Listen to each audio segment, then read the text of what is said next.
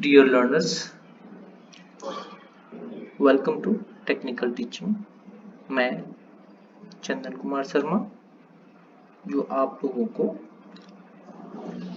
अब से आपकी क्लासेस की स्टडीज में आपके डाउट्स को क्लियर करने में मदद करूंगा और मेरी कोशिश रहेगी कि मैं अच्छे क्वालिटी की कंटेंट आपको प्रोवाइड कर सकूं ताकि आपकी क्लास स्टडीज में आपको मदद मिल सके। तो चलिए स्टार्ट करते हैं। आज हम साइंस की बुक की first chapter chemical reaction equations पे बात करेंगे। ये चैप्टर बड़ा इंटरेस्टिंग और सिंपल चैप्टर है। तो इस चैप्टर की शुरुआत करने से पहले हमें पिछली क्लास की थोड़ी जानकारी होनी जरूरी है कि फिजिकल चेंज और केमिकल चेंजेस क्या होते हैं। फर्स्ट फिजिकल चेंज के बारे में जान लें जो कि पिछली क्लास में पढ़े हैं। फिजिकल चेंजेस मतलब वो चेंज जिसमें केमिकल फॉर्मूला केमिकल कंपोजिशन तो सेम रहता है बट स्टेट चेंज हो जाता है। जैसे अगर हम वाटर का एग्जांपल लें तो वाटर जब बॉयल होता है तो वेपर में कन्वर्ट हो जाता है बट उसका केमिकल फॉर्मूला कंपोजिशन जो होता है H2O सेम ही रहता है बट सिर्फ स्टेट चेंज हो जाता है, लिक्विड टू गैसेस में हो जाता है। उसी तरह से हम लिक्विड टू सॉलिड में देख सकते हैं। जब लिक्विड वाटर H2O ही रहता है, जब सॉलिड में चेंज होता है आइस में कन्वर्ट हो जाता है तो वो आइस भी H2O ही रहता है, उसमें कोई उसके केमिकल कंपोजिशन कोई असर नहीं पड़ता। तो उसे हम केमिकल चेंज नहीं कहते, उसे फिजिकल चेंज कहते हैं। स्टेट चेंज हो जाता है बट सब्सटेंस वही रहता है। तो ये हो गया हमारे फिजिकल चेंज। अब दूसरा आता है केमिकल चेंज जो कि हमारे इस चैप्टर का मूल। इसमें है केमिकल चेंजेस क्या होती हैं। तो हम अब केमिकल चेंजेस, फिजिकल चेंजेस तो केमिकल स्टेट सेम थी चेंज होती है बट हमारा केमिकल फॉर्मूला सेम रहता है। बट अगर केमिकल चेंजेस की बात करें तो इसमें हमारा केमिकल फॉर्मूला उसका कॉम्पोजिशन ही चेंज हो जाता है। तो इसे हम कह सकते हैं कि a substance transforms from one substance to another substance in a chemical reaction। और केमिकल चेंज यही होता है, एक सब्सटेंस जब रिएक्ट होता है किसी चीज से तो और सब्सटेंस कोई दूसरा सब्सटेंस देता है जिसे हम केमिकल चेंज कहते हैं। तो इसका सिंपल डेफिनेशन बोल सकते हैं केमिकल रिएक्शन का, the transformation of a chemical substance into another chemical substance is known as chemical reaction। तो इसके लिए हम एग्जांपल्स यहाँ पे देख सकते हैं। जैसे कुछ हमारे यहाँ पे डेली लाइफ्स के एग्जांपल दिए हुए हैं, जैसे कि milk is left at room temperature during summer. गर्मी के दिनों में हम दूध को अगर ऐसे छोड़ दें तो क्या होता है, फट के दही में बदल जाता है, कर्ड बन जाता है। तो ये केमिकल रिएक्शन शो करता है। उसी तरह से हम अगर आयरन नेल को ले लें, तवा ले लें, आयरन का कोई भी चीज ले लें जिसको हम ह्यूमिड एटमॉस्फेयर में आर्द्रता जहाँ ज्यादा हो ऐसे एटमॉस्फेयर में अगर छोड़ देते हैं तो एक पर्टिकुलर टाइम के बाद में रेडिश ब्राउन कोटिंग हो जाता है उस आयरन के ऊपर, जो ये बताता है हमें कि वो जो रेडिश व्हाइट कोटिंग है वो आयरन का ऑक्साइड फॉर्म हो जाता है। आयरन तो नॉर्मली आयरन था लेकिन जब वो ऑक्सीजन के कांटेक्ट में आता है, ह्यूमिडिटी के कांटेक्ट में आता है तो क्या होता है, वो ऑक्सीजन के साथ रिएक्ट कर जाता है। तो आयरन ऑक्साइड फॉर्म कर लेता है जो कि हमको आयरन के ऊपर कोटेड दिखता है रेडिश ब्राउन के कलर में। तो ये हो गया हमारा chemical change, iron to iron oxide.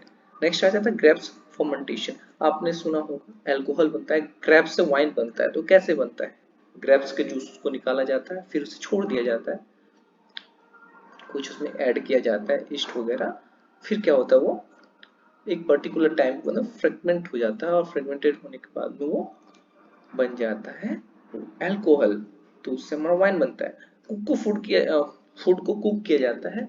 Food को कुक करने के दौरान भी बहुत तरह के केमिकल चेंजेस होते हैं, जिससे कि फूड क्या कहते हैं ब्रेक डाउन होता है, उसके अंदर भी कुछ केमिकल चेंजेस होते हैं जो हमारे डाइजेशन में हेल्प करती हैं। तो सिंपल रॉ मटेरियल से कुक्ड मटेरियल में जो चेंज होता है उसमें भी केमिकल चेंजेस होती हैं। आगे देखते हैं हम food get digested in our body. Food हमारे बॉडी में जो डाइजेस्ट होता है, जब हम खाते हैं अंदर जाता है, तो इसमें जो चेंजेस होते हैं जैसे सलाइवा के साथ हो गया, फिर अंदर जाने के बाद HCl होता है, हाइड्रोक्लोरिक एसिड होता है, जिसके साथ मिलके ये जो कार्बोहाइड्रेट होता है ब्रेक डाउन होता है, एनर्जी में चेंज होता है, ग्लूकोज एनर्जी मिलता है हमको। तो ये भी एक केमिकल चेंज ही है जो पूरे हमारे बॉडी में होता है। वी रेस्पायर, हम जो रेस्पिरेशन करते हैं, सांस लेना और छोड़ना जो है हमारा, हम इनहेल करते हैं, एक्सहेल करते हैं, तो इसमें क्या होता है, जब ऑक्सीजन जाता है अंदर रिएक्शंस होती हैं, ग्लूकोज का ब्रेक डाउन होता है, फिर कार्बन डाइऑक्साइड रिलीज होता है, उसके बाद कार्बन डाइऑक्साइड हमारे नॉस्ट्रल से बाहर आता है, तो ऑक्सीजन लेते हैं, कार्बन डाइऑक्साइड निकलता है, तो ये भी एक केमिकल चेंज को रिप्रेजेंट करता है। तो केमिकल रिएक्शन यहाँ पे भी इन्वॉल्व है। तो केमिकल चेंज वहीं से समझ में आ गया, जहां तक मुझे उम्मीद है। अब हमें पहला मिलता है, एक्टिविटी मिलता है, एक्टिविटी 1.1। तो ये एक्टिविटी कोई खास है नहीं, बट जानना जरूरी है, इसमें से कुछ क्वेश्चंस आ जाते हैं एग्जाम में। जैसे कि पहले हम ये एक्टिविटी देख लेते, तो एक्टिविटी में कहा किया गया है कि कुछ नहीं, हमें एक 3 to 4 सेंटीमीटर का एक लंबा मैग्नीशियम रिबन लेना है और उसे अच्छे से सैंड पेपर से साफ कर लेना है। उसके बाद हमें उसे बर्नर पे बर्न करना है, ताकि बर्न करने के बाद हमें कुछ उसके जो एसेज होंगे, राख होंगे, उसे वॉच ग्लास में कलेक्ट करना है। तो समझते हैं इस चीज को हो क्या रहा है यहाँ पे। तो यहाँ पे ये हो रहा है कि हम एक 3 to 4 सेंटीमीटर जो रिबन लेते हैं मैग्नीशियम का, तो उसे हम सबसे पहले क्या करते हैं, सैंड पेपर से साफ करते हैं। ये जो सैंड पेपर से हमें साफ करना होता है। तो सैंड पेपर से साफ करने का मतलब हमें ये हुआ कि मैग्नीशियम एक हाईली रिएक्टिव एलिमेंट है और मेटल है, हाईली रिएक्टिव है, जो कि अगर हम ऐसे भी छोड़ दें तो एटमॉस्फेयर में अपने आप ही कुछ ना कुछ रिएक्शन कर ही लेता है।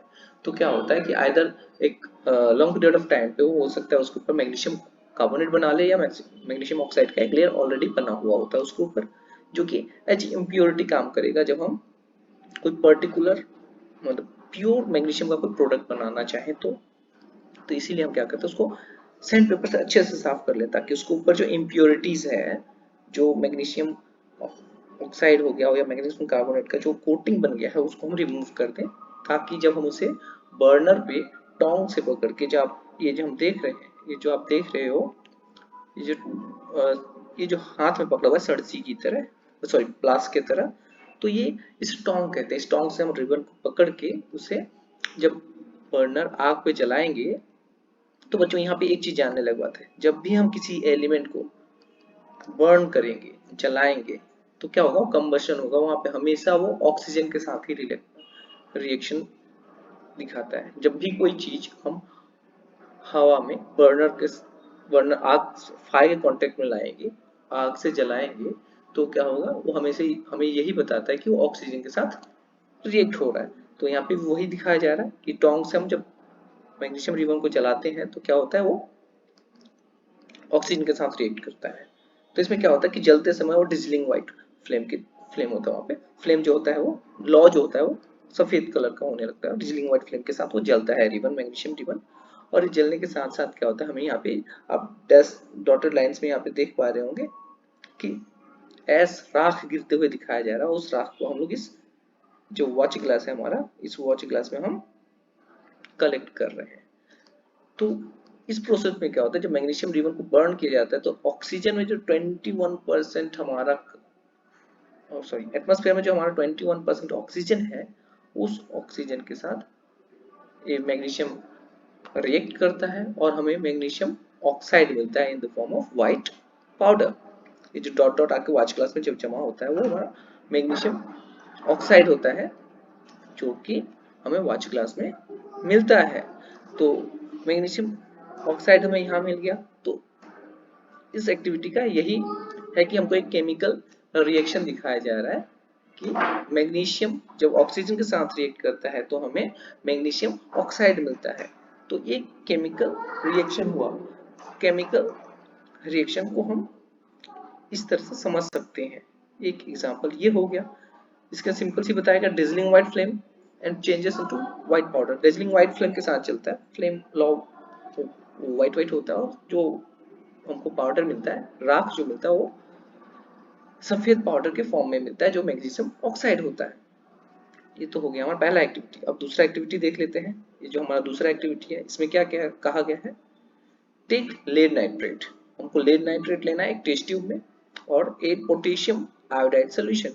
अब हम लेड नाइट्रेट को पोटेशियम आयोडाइड सोल्यूशन में जब ऐड करते हैं तो यहाँ पे क्या होता है कि हमें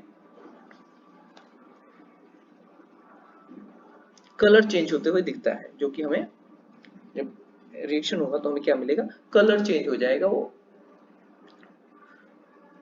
लेड आयोडाइड जो होगा वो येलोइश कलर में आ जाएगा और क्या कहते हैं, ये प्रेसिपिटेट हो जाएगा, मतलब सॉलिड होकर वो टेस्ट ट्यूब के नीचे आके बैठ जाएगा और लिक्विड जो नॉर्मल लिक्विड रहेगा हमारा वो क्या कहते हैं, पोटेशियम नाइट्रेट लिक्विड फॉर्म में रहेगा। लेड आयोडाइड जो होगा वो नीचे आके बैठ जाएगा येलोइश फॉर्म में। तो इससे क्या होता है, कलर चेंज समझ में आता है।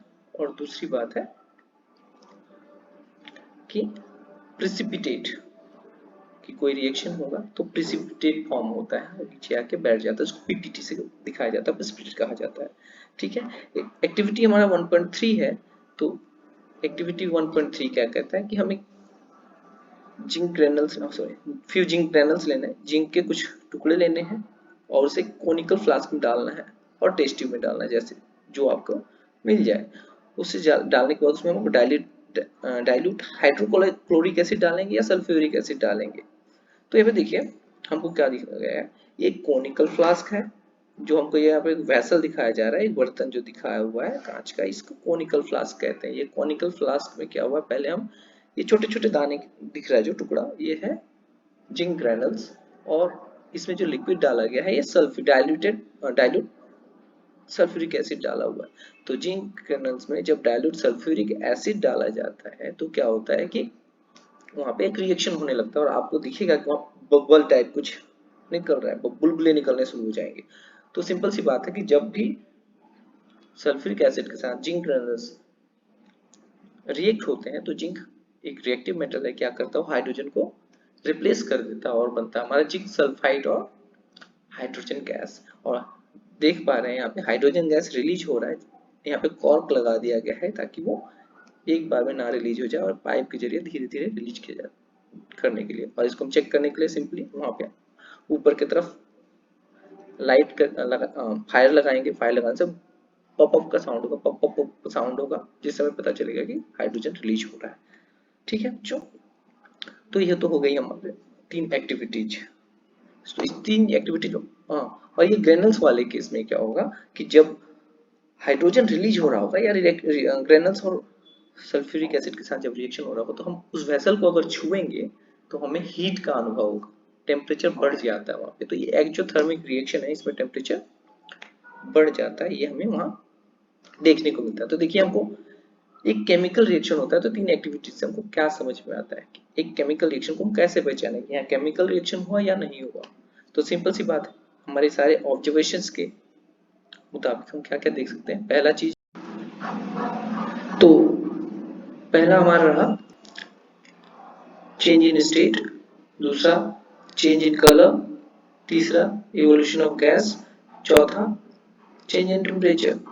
तो चेंज इन स्टेट में क्या होता है कि हम केमिकल के रिएक्शन में ये देख सकते हैं कि रिएक्शन होते समय उसमें से स्टेट, अब जैसे यहाँ पे देख लीजिए सल्फ्यूरिक एसिड था, जिंक ग्रेनुल्स, दोनों का रिएक्शन हुआ तो एक स्टेट में क्या हमको गैसेस स्टेट भी देखने को मिलता है। इसमें गैस पहले लिक्विड फॉर्म में था, अब वो हाइड्रोजन उसमें से रिलीज हो रहा है, मतलब गैसेस फॉर्म में आ गया। जैसे अगर और नॉर्मली अगर देखें तो हम वैक्स को देख सकते हैं, कैंडल वैक्स जो होता है, जब वो फायर लगाते हैं कैंडल जलता है तो क्या होता है उससे लिक्विड फॉर्म में कैंडल वैक्स लिक्विड भी हो जाता है प्लस कुछ कुछ गैस होकर रिलीज होने लगता है। तो ये चेंज ऑफ स्टेट को दर्शाता है। दूसरा चेंज इन कलर, जैसे हमने एक्टिविटी 1.2 पे देखा lead nitrate and potassium iodide को हम जब ऐड करते हैं तो वहां पे चेंज इन कलर होता है, हमको लेड आयोडाइड मिलता है हमको येलोइश कलर में। तीसरे नंबर क्या देखते हैं, इवोल्यूशन ऑफ गैस। तो हमको गैस भी यहाँ पे इवॉल्व हुए देखता है, एक्टिविटी 1.3 में हमको दिखता है कि गैस इवॉल्व होता है एक केमिकल रिएक्शन के दौरान। चेंज इन टेम्परेचर सेम तरीके से हम तीसरी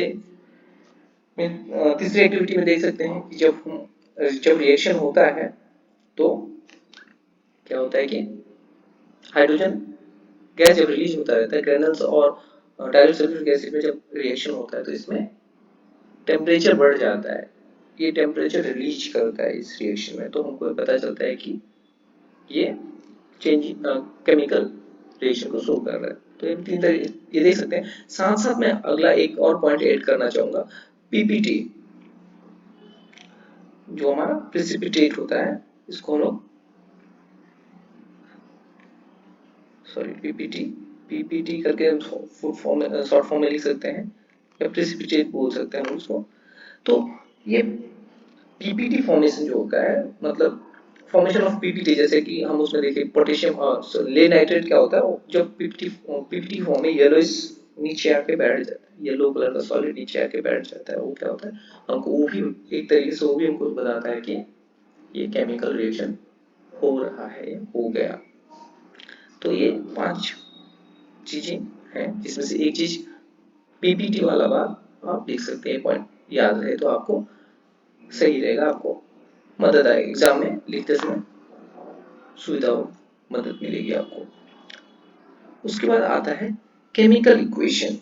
तो बच्चों केमिकल इक्वेशन क्या है, अब तक हम लोगों ने जो केमिकल रिएक्शन देखा, इस को ही अगर हम स्टैंडर्ड फॉर्म में लिखने लगे, जैसे एक केमिकल रिएक्शन को रिप्रेजेंट जो करते हैं, तो वो रिप्रेजेंटेशन के तरीके को ही हम केमिकल इक्वेशन कहते हैं। जैसे representation of chemical reaction using symbols और फॉर्मूले of the substance is called chemical equation.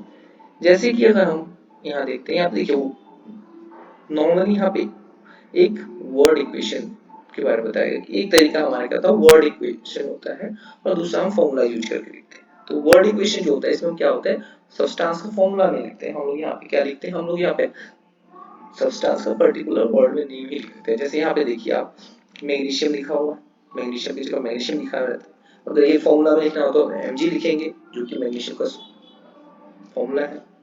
उसी तरह से ऑक्सीजन, पूरा ऑक्सीजन लिखा हुआ है, लेकिन जब हम इसको फॉर्मूला में लिखेंगे तो O2 लिखेंगे। तो ये हमारा वर्ड फॉर्म, ये एक वर्ड इक्वेशन है। अब देखिए ये मैग्नीशियम और ऑक्सीजन दोनों रिएक्ट हो रहा है, मतलब ये दोनों क्या है, रिएक्टेंट्स हैं, इनका नाम क्या है, रिएक्टेंट्स है। और ये रिएक्शन इस दोनों के बीच के रिएक्शन को दर्शाने के लिए हम यहाँ पे पॉजिटिव साइन का, प्लस साइन का इस्तेमाल करते हैं। तो ये हमारा रिएक्टेंट पार्ट हो गया। उसी तरह से यहाँ पे एक एरो हेड दिया हुआ है, ये एरो हेड क्या बताता है कि एरो किस तरफ से किस तरफ पॉइंट हो रहा है, लेफ्ट टू राइट, राइट की तरफ पॉइंट कर रहा है। मतलब क्या है कि हमारा जो लेफ्ट साइड में जो कुछ है ये रिएक्टेंट है, ये लेफ्ट साइड जो है हमारा ये रिएक्टेंट्स है, और एरो जैसे राइट साइड में एरो हेड है तो इसकी तरफ जो भी है वो हमारा प्रोडक्ट है, ये हमारा प्रोडक्ट है। तो जैसे देखिए magnesium reacts with oxygen to give magnesium oxide, तो हमें मैग्नीशियम रिएक्ट्स तो ऑक्सीजन गिव्स मैग्नीशियम ऑक्साइड, हमको ये दोनों रिएक्ट होके मैग्नीशियम ऑक्साइड दे देते, तो हमारा ये क्या वर्ड इक्वेशन हो गया, इसमें लेफ्ट हैंड साइड में रिएक्टेंट्स और राइट हैंड साइड में प्रोडक्ट है। तो सिंपल तरीका है हमको केमिकल इक्वेशन लिखने का, ये रिप्रेजेंटेशन तरीका सिंपल रिप्रेजेंटेशन तरीका है। और एरो हेड के तो बता ही दिए, arrow head points towards the product and shows the direction of reaction. साथ साथ ये तो प्रोडक्ट की तरफ इशारा करता है और साथ साथ हमको direction of the chemical equation बताता है कि रिएक्शन किधर से किधर हो रहा है। Magnesium oxide, magnesium oxygen react होके हमको मैग्नीशियम ऑक्साइड दे रहा है, तो हमको ये डायरेक्शन ऑफ द इक्वेशन भी बता देता है। चलिए अगला क्या है, राइटिंग अ केमिकल इक्वेशन। अब एक केमिकल इक्वेशन हम कैसे लिखेंगे, तो ये कोई बड़ी सिंपल और इजी तरीके से हम समझ सकते हैं कि हम केमिकल इक्वेशन, वो तो हो गया एक वर्ड इक्वेशन, दूसरा हम फॉर्मूला लिख सकते हैं instead of word equation, word छोड़ के हम उसमें फॉर्मूला यूज कर सकते हैं रिप्रेजेंट केमिकल इक्वेशन। जैसे कि अब हम मैग्नीशियम को Mg लिख दिया, ऑक्सीजन को O2 लिख दिए, और दोनों ने मिलकर क्या दे दिया, वो MgO दे दिया, जिसमें प्लस साइन हमको रिएक्शन का साथ बताता है कि ये दोनों आपस में रिएक्ट हो रहे हैं ये दोनों, और ये हमारा एरो साइन क्या बता रहा है कि रिएक्शन, इधर रिएक्शन हो रहा है, इधर से रिएक्शन होकर हमको इधर प्रोडक्ट मिलेगा, ये प्रोडक्ट है। तो ये हमको सिंपल सिर्फ वर्ड इक्वेशन को ही हम फॉर्मूला में लिखते हैं, तो ये हमारे standard form of the equation हो गया। इसमें ना एक चीज क्या है, हम जब केमिकल रिएक्शन लिखते हैं तो एक चीज क्या होता है, number of atoms in the left hand side of the reaction is equal to the number of atoms the right hand side of the equation, ये होना चाहिए अगर बराबर है दोनों तरफ। जैसे इधर देखिए एक मैग्नीशियम है तो इधर एक मैग्नीशियम एटम है, इधर दो ऑक्सीजन एटम है देखिए, बट इधर एक ऑक्सीजन एटम है, मतलब ये क्या है कि हमारा बैलेंस्ड नहीं है। अभी आता है इक्वेशन बैलेंस और अनबैलेंस को देखने का तरीका ये है कि हमारा मास जो है दोनों तरफ सेम होना चाहिए। इक्वेशन में मतलब एटम्स, रिएक्टेंट्स में जितने एटम्स इन्वॉल्व हैं उतने ही एटम्स हमारे प्रोडक्ट में भी होने चाहिए। अगर कम ज्यादा है तो वो अनबैलेंस्ड इक्वेशन माना जाएगा, और इस ऐसे इक्वेशंस को हम स्केलेटल इक्वेशन कहते हैं। स्केलेटल केमिकल इक्वेशन, जैसे कि अभी हम हमारे सामने जो ये है ये स्केलेटल केमिकल इक्वेशन है। Magnesium plus Mg+O2 gives MgO, ये हमारा स्केलेटल केमिकल इक्वेशन है और इसे हम अनबैलेंस्ड केमिकल इक्वेशन कहते हैं। तो अब आता है बैलेंस्ड केमिकल इक्वेशन क्या होता है। बैलेंस्ड केमिकल इक्वेशन का मतलब सिंपल सी बात है, the law of conservation of mass. अब law of conservation of mass क्या होता है, law of conservation of mass ये कहता है कि mass can neither be created nor be destroyed in a chemical reaction. हम कोई भी केमिकल इक्वेशन कर लें, कुछ भी कर लें, क्या है उसमें ना मास क्रिएट होता है एक्स्ट्रा और ना ही डिस्ट्रॉय होता है, जो मास था वही मास कंटिन्यू चलेगा। तो हर एलिमेंट का अपना मास होता है।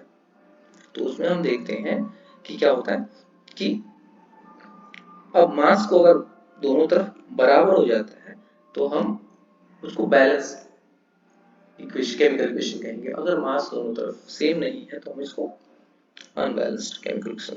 तो इसमें सिंपल सा है, the number of atoms of each element remain the same before and after the chemical equation, जो कि अभी आपको chemical reaction जो कि अभी बताया। जैसे कि देखिए यहाँ पे जिंक है, Zn, सल्फ्यूरिक एसिड है हमारा H2SO4, क्या दे रहा है, जिंक सल्फेट दे रहा है, हाइड्रोजन दे रहा है, जो कि हमने अभी थोड़ा एक्टिविटी 1.3 में देखा। जिंक ग्रेनुल्स और सल्फ्यूरिक एसिड रिएक्शन में क्या दिया, जिंक सल्फेट दिया, हाइड्रोजन गैस दिया।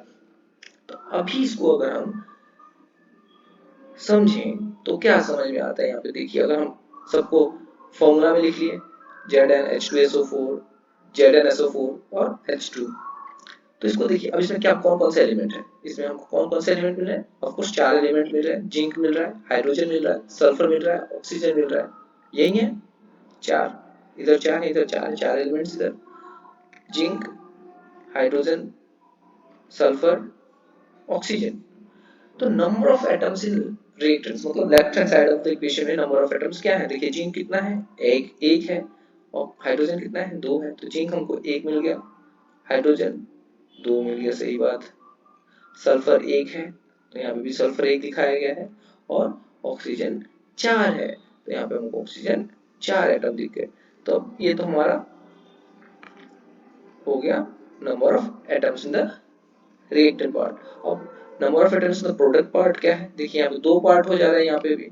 तो सबसे पहले क्या देखेंगे, प्रोडक्ट में क्या है, जिंक हमारा 1 है, सही बात है, जिंक 1 है। सल्फर 1 है, सल्फर ऑफ कोर्स 1 है। अब देखिए सल्फर के बाद ऑक्सीजन की बारी आती है, तो ऑक्सीजन कितना है, यहाँ पे 4 है ऑक्सीजन, सही है, ऑक्सीजन 4 है। हाइड्रोजन कितना है, 2 है, हाइड्रोजन 2 है। मतलब number of elements in the reactant and number of elements in the product, sorry number of atoms in the reactant part and number of atoms in the product part दोनों same same है। मतलब ये हम कह सकते हैं कि ये बैलेंस्ड केमिकल इक्वेशन है। ये हमारा चेक करने का तरीका रहा कि हम कैसे चेक करेंगे। तो इस तरीके से हम टेबल बना के, ऐसा टेबल बना के हम चेक कर सकते हैं, और जैसे जैसे आप प्रैक्टिस करना करेंगे वैसे वैसे आपको टेबल बनाने की जरूरत नहीं पड़ेगी, आप ऐसे ही देख के बता पाइएगा कि ये केमिकल इक्वेशन कैसा है, बैलेंस्ड है और अनबैलेंस्ड है। Let us try to balance the chemical equation. अब देखिए हम इसको बैलेंस करना चाहते हैं, तो देखिए इसके लिए मैं आपके लिए एक टेबल बना रखा हूँ। ये टेबल आप देखिए कैसे हम इसको बैलेंस करते हैं। देखिए फिर बैलेंसिंग केमिकल इक्वेशन क्या है, जब आयरन वाटर के साथ रिएक्ट होता है तो क्या होता है, फेरिक ऑक्साइड और हाइड्रोजन रिलीज करता है। इसको हम कैसे देख सकते हैं, क्या करेंगे, सबसे पहले हम एक टेबल बनाएंगे, कौन कौन से एलिमेंट है, आयरन है, हाइड्रोजन है और ऑक्सीजन है। बस यहाँ पे तीन ही एलिमेंट है, ये आयरन हो गया, हाइड्रोजन हो गया, ऑक्सीजन हो गया। अब हमारे रिएक्टर पार्ट में कौन कौन एलिमेंट कितने कितने संख्या में, कितने कितने नंबर्स में, number of elements in the reactor part क्या है, आयरन एक है, ऑफ कोर्स आयरन एक है, हाइड्रोजन दो है, हाइड्रोजन दो है, ऑक्सीजन एक है। चलिए तो यहाँ पे देख लेते हैं, आयरन एक है, हाइड्रोजन दो है, ऑक्सीजन एक है। इसी तरह से राइट हैंड साइड पे देखते हैं प्रोडक्ट पार्ट में, और प्रोडक्ट पार्ट में क्या बता रहा है, प्रोडक्ट पार्ट में हमको मिल जाएगा, प्रोडक्ट पार्ट में हमको क्या मिलेगा,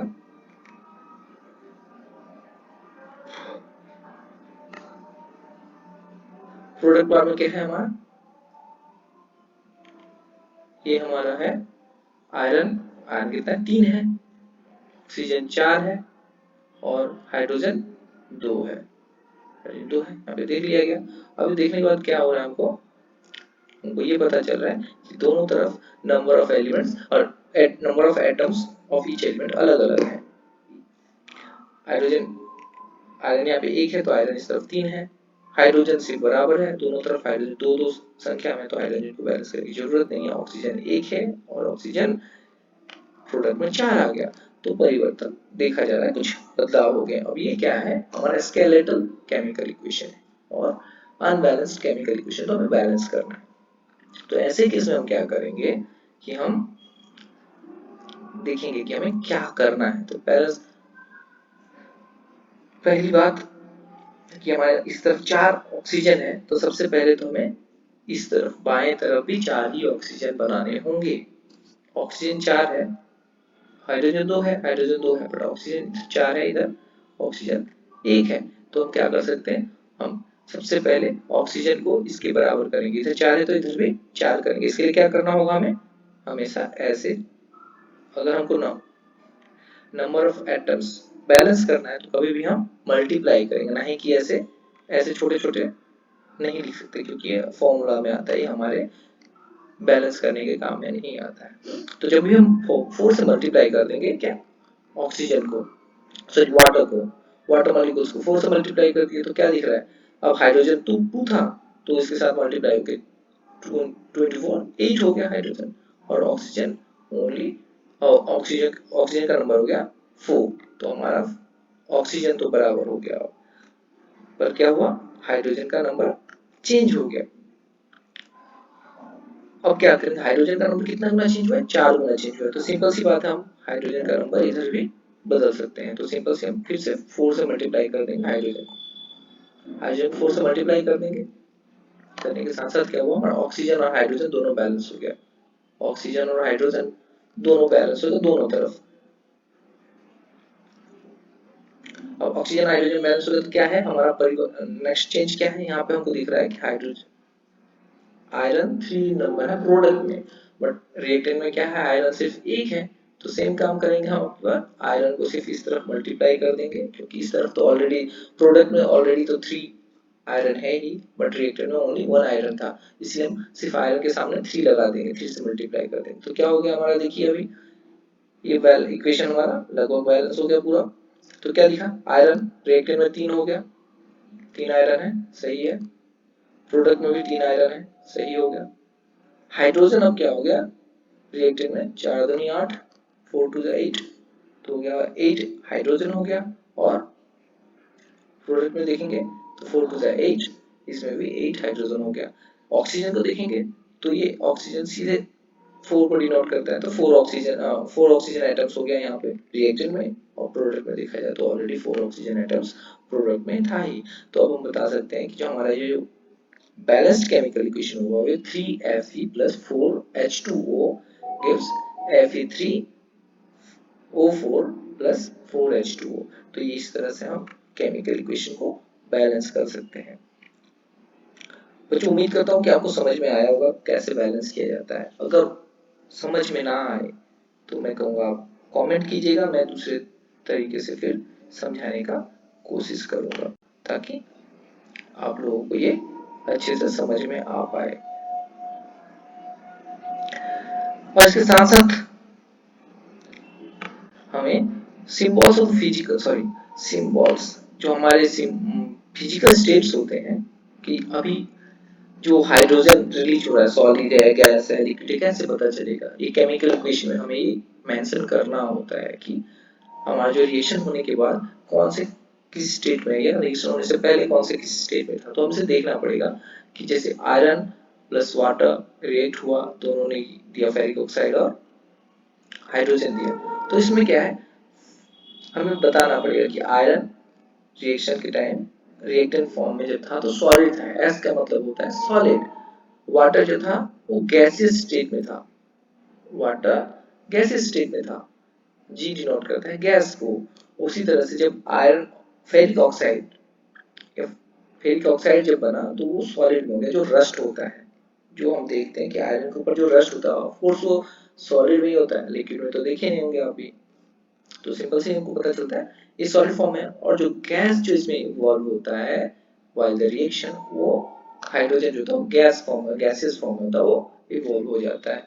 तो ये हमको जो स्टेट्स होते हैं वो बताना बहुत ही जरूरी है। उसी तरह से अगला एक एग्जांपल दिया हुआ है स्टेट्स दिखाने के लिए। जैसे देख लीजिए यहाँ पे कार्बन मोनोऑक्साइड है जो गैसियस फॉर्म में है और हाइड्रोजन भी गैसियस फॉर्म में है। दोनों जब 340 degree ATM atmospheric temperature pressure पे 380 340 एटीएम पे जब इसमें प्रेशर पे रिएक्ट होता है तो हमको क्या देता है, CH3OL देता है, मिथाइल किसको, methyl hydroxide, sorry methyl hydroxide देता है। तो क्या हमको मिलता है, लिक्विड फॉर्म में मिलता है ये। और जो L है ये लिक्विड स्टेट को दिखाता है। उसी तरह से ये क्या है, हमको ये एक्वस स्टेट दिखाता है। एक्वस जैसे एसिड को में जब वाटर ऐड करते हैं तो वो प्योरली लिक्विड फॉर्म में होता है, बट उसको एक्वस कहा जाता है। एक्वा फॉर्म, उसमें एक्वा मिक्स्ड किया हुआ है, एक्वा पानी मिलाया हुआ है, तो उसको हम एक्वस फॉर्म कहते हैं या डाइल्यूटेड फॉर्म कहते हैं। एक ही उसे दिखाया जाता है एक्वस फॉर्म में। और ये लिक्विड जो है तो लिक्विड फॉर्म आपको समझ में आता है, ये पूरी तरह से लिक्विड है। तो ये हमारा कार्बन डाइऑक्साइड एक्वस फॉर्म में था, वाटर लिक्विड फॉर्म में था। In presence of sunlight and chlorophyll क्या देता है हमको, ग्लूकोज देता है, C6H12O6 इन एक्वस फॉर्म में देता है। और क्या मिलता है हमको, साथ साथ 6 मॉलिक्यूल्स ऑफ ऑक्सीजन मिलता है जो वो भी एक्वस फॉर्म में होता है, प्लस हमको जो वाटर 6 मॉलिक्यूल्स ऑफ वाटर मिलता है वो लिक्विड फॉर्म में मिलता है। तो ये हमारा फोटोसिंथेसिस का रिएक्शन था जो दिखा दिया गया। तो बच्चों हमने यहाँ पे कुछ जो हमारा टास्क के क्वेश्चंस है, पहला सेक्शन खत्म होता है। इस क्वेश्चन को मुझे लगता है आप कर पाएंगे, कोई बड़ी बात नहीं है। तो पहले तो बात यह आया, why should magnesium river B clean before burning in air. तो पहले ही आपको मैंने एक्टिविटी 1.1 में बताया कि इसको क्यों रब किया जाता है सैंड पेपर से, ताकि इसके ऊपर जो इम्प्योरिटीज है मैग्नीशियम कार्बोनेट का और मैग्नीशियम ऑक्साइड का जो ओवर द टाइम बन जाता है because of the highly reactive nature of magnesium oxide, इसीलिए हम उसको पहले रब कर देता था कि इसके ऊपर जो भी इम्प्योरिटीज है वो निकल जाए और हमको प्योर मैग्नीशियम का प्रोडक्ट मिले। दूसरा, write the balanced equation of the following chemical reactions. अब balanced chemical equation of the following chemical reaction क्या है, सिंपल सी बात है, H2Cl HCl देगा हमको। तो इसके सामने क्या करना पड़ेगा हमको, H2 है प्लस होगा Cl gives HCl। तो इसमें क्या होगा, दो हाइड्रोजन है, एक क्लोरीन है, और प्रोडक्ट में देखेंगे तो हमको एक हाइड्रोजन और एक क्लोरीन है। तो सिंपल सी बात है, हाइड्रोजन 2 है, क्लोरीन 1 है, तो क्लोरीन के सामने हम 2 लगा देंगे और इसके सामने भी 2 लगा देंगे। तो क्या होगा, हाइड्रोजन 2 हो गया और क्लोरीन भी 2 हो गया, रिएक्शन कंप्लीटेड, बैलेंस्ड हो गया। तो इस तरह से मैं कहूँगा ये आप खुद से ट्राई कीजिए, बहुत ही इजी है तरीका करने का, कोई नहीं, सिंपल सी देखनी है। आप टेबल बनाइए, पहले देखिए कौन सा ज्यादा है कौन सा कम। इधर हाइड्रोजन 2 था, क्लोरीन 1 था, प्रोडक्ट में हाइड्रोजन और हाइड्रोजन भी एक था, क्लोरीन भी एक था, तो सबसे पहले हाइड्रोजन को मैनेज कर देंगे आप। हाइड्रोजन को मैनेज करेंगे, हाइड्रोजन के सामने 2 लगाना पड़ेगा। तो हाइड्रोजन के सामने 2 लगाने से क्या होगा, ये हाइड्रोजन HCl के सामने 2 लगाने से क्या होगा, हाइड्रोजन 2 हो जाएगा, तो हाइड्रोजन बैलेंस हो गया। क्लोरीन भी 2 हो जाएगा, इसीलिए हमको क्लोरीन के सामने भी 2 लगाना पड़ेगा। सिंपल है, बहुत इजी तरीके से हमको इसे बैलेंस कर सकते हैं, इसे सिंपल सी बात है। इसी सर बाकी 1 और 2 को आप बैलेंस करने का खुद कोशिश कीजिए, नहीं आए तो कमेंट कीजिए, आपको उसमें आंसर दे देंगे। Write a balanced chemical equation with state symbol for the following reaction। ये भी आप रिएक्शंस देखिए, सिंपल सी है। इसके साथ क्या करना है आपको, कुछ नहीं करना है, सिंपल